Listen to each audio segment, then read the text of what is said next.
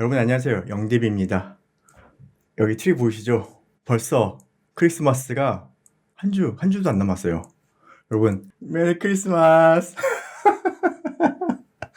아, 왜 이렇게 덥지?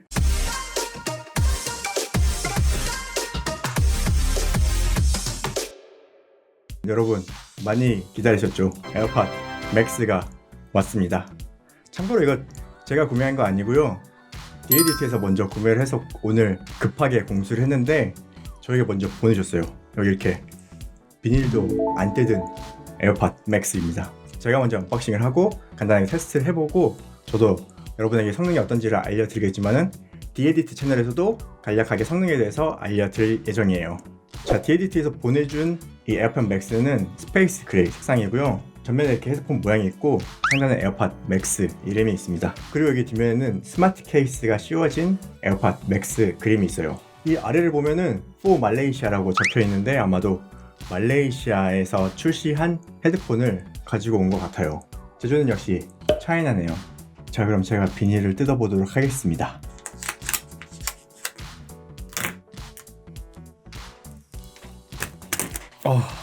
내가 뜯었어.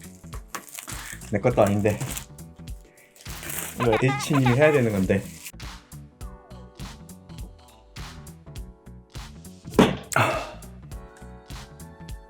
오, 에어팟 맥스입니다.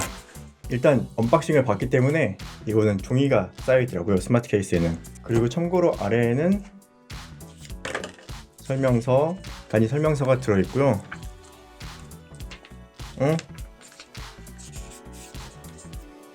오, 스티커가 없네? 여기 스티커는 없네요. 스티커가 없어요.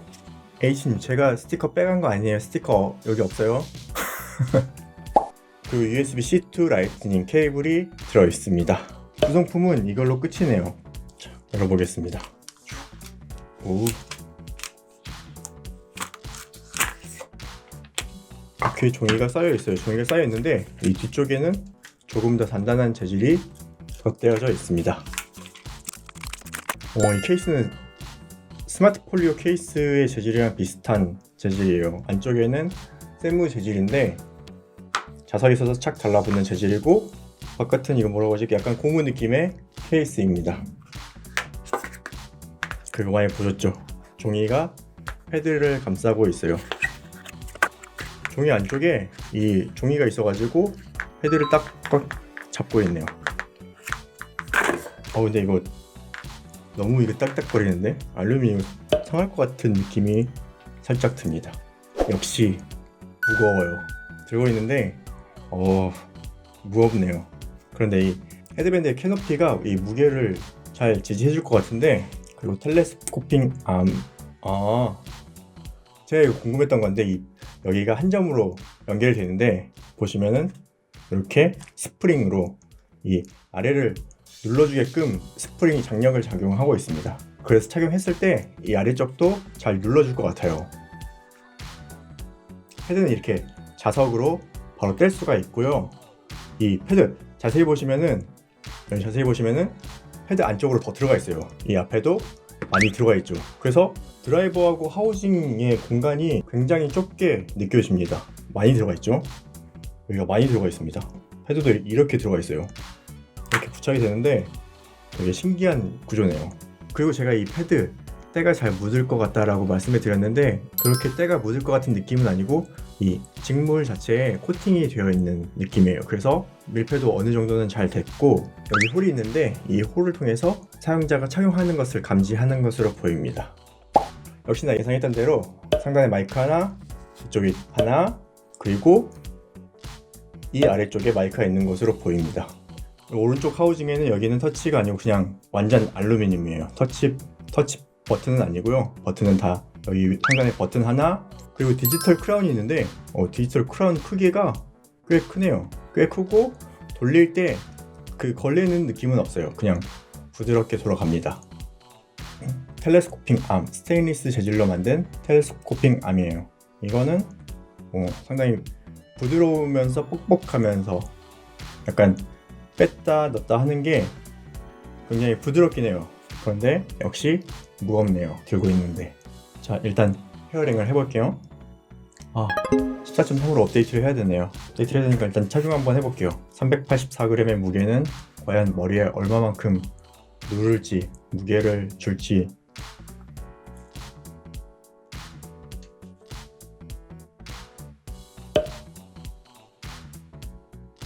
이런 느낌인데 아무리 캐노피라지만 확실히 누르는 느낌이 있어요.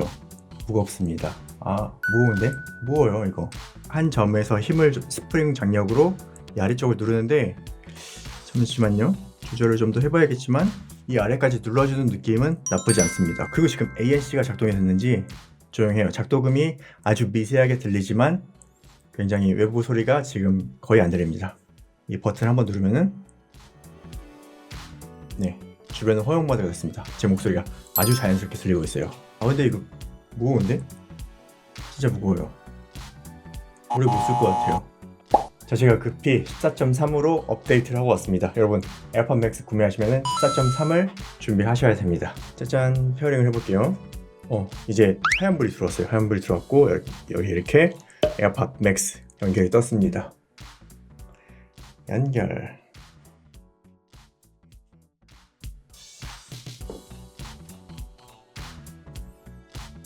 소음 제어. 노이즈 캔슬링과 주변음 허용 사이를 전환하려면 소음 제어 버튼을 누르십시오. 미디어 저기 디지털 크라운이 있고요. 2번 누르면 앞으로, 3번 누르면 뒤로 건너뜁니다. 음량은 돌려서 조절합니다. 드디어 에어팟 맥스가 연결이 되었습니다. 이 영상에서는 이게 막 자유롭게 움직이는 걸로 보였었는데, 이거는 스프링이 있어가지고 이렇게 그냥 자유롭게 돌아가긴 돌아가는데 스프링으로 고정된 형태네요. 다시 착용하고 짧게 음악을 들어보겠습니다. 그새 좀 적응했나봐요. 아까보단 그래도 가볍게 느껴지네요. 제가 첫 번째로 항상 듣는 음악은 Nothing Lasts Forever.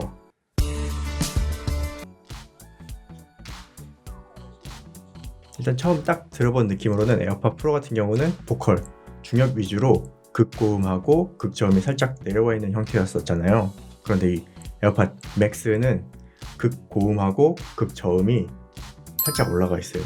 극고음하고 극저음이 살짝 올라가 있어서 굉장히 심벌 소리가 찰랑거리고, 저음은 극저음이 좀 쫙 받쳐주는 느낌인데, 이 밀폐형 헤드폰이라서 그런가 약간 공간감적인 느낌은 약간 좁다는 느낌이 딱 들었습니다. 일단 첫인상 느낌은 그렇고요. 방금 제가 테스트한 모드는 주변은 허용 모드였어요. ANC를 켜고 다시 한번 들어볼게요.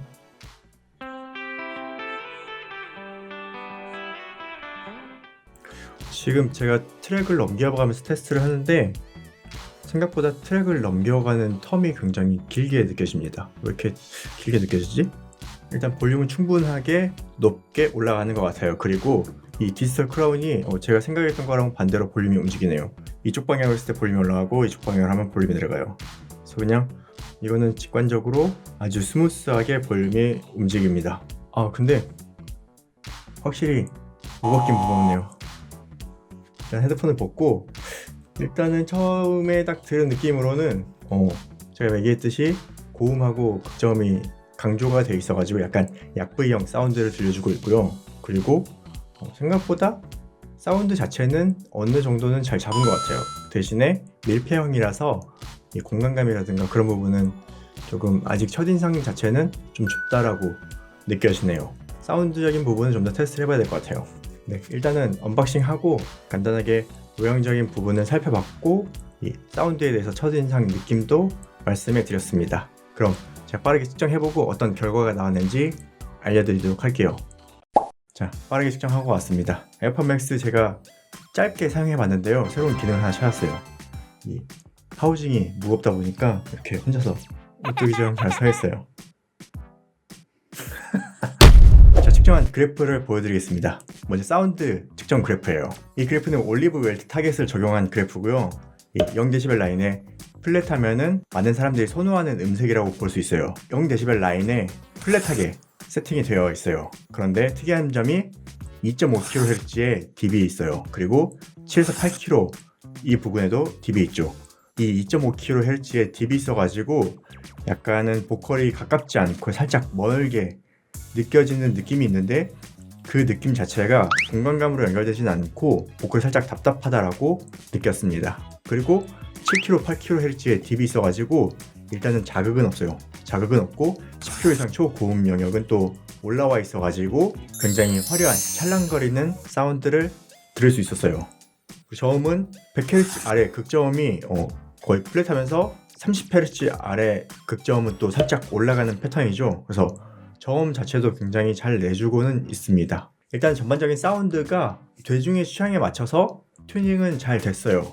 좀 더 들어보고 판단을 해야겠지만은 719,000원이라는 가격을 생각했을 때 이게 하이파이에 맞는, 이 가격에 맞는 사운드인가 라는 거는 조금 생각을 해보게 되네요. 그리고 THD 그래프도 보여드릴게요. 에어팟이 홍보를 할 때 왜곡이 굉장히 낮은 제품이라고 했는데 실제 THD 그래프를 봐도 거의 0.1% 아래에 있어요.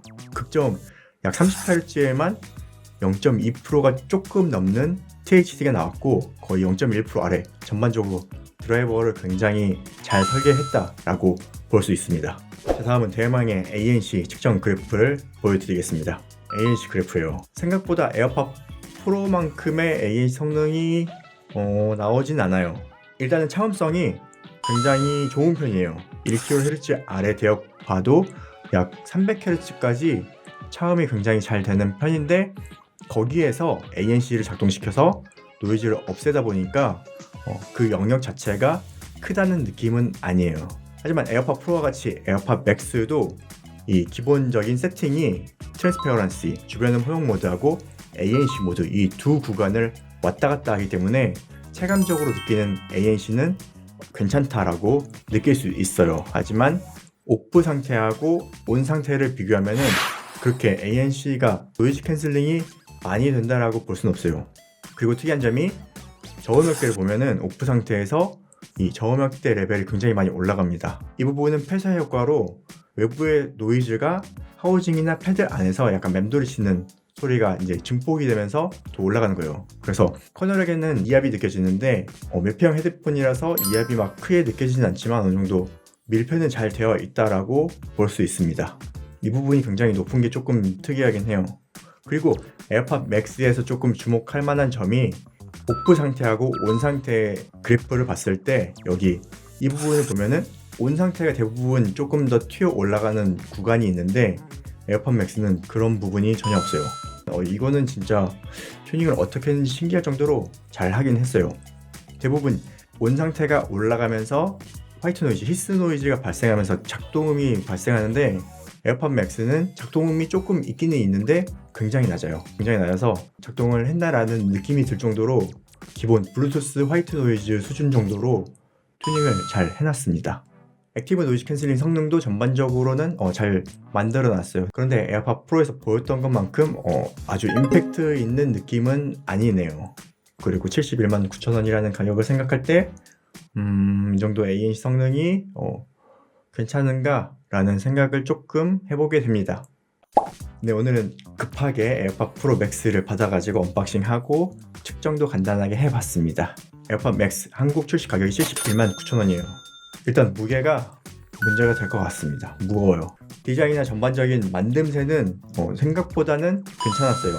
그리고 패드도 자석으로 붙어있는 이런 형태가 굉장히 만족스러운 디자인이긴 합니다. 그리고 캐노피, 이것도 생각보다 편하긴 하지만 그래도 무게는 느껴집니다. 아웃도어에서 오래 사용하지 못할 것 같아요. 굉장히 염려스러운 부분이고요. 사운드나 ANC 성능을 봤을 때 이 719,000원의 가격이 조금은 애매하다라는 생각이 듭니다. 다른 제품과 크게 어떤 특출나게 임팩트 있는 성능은 아닌 듯 합니다.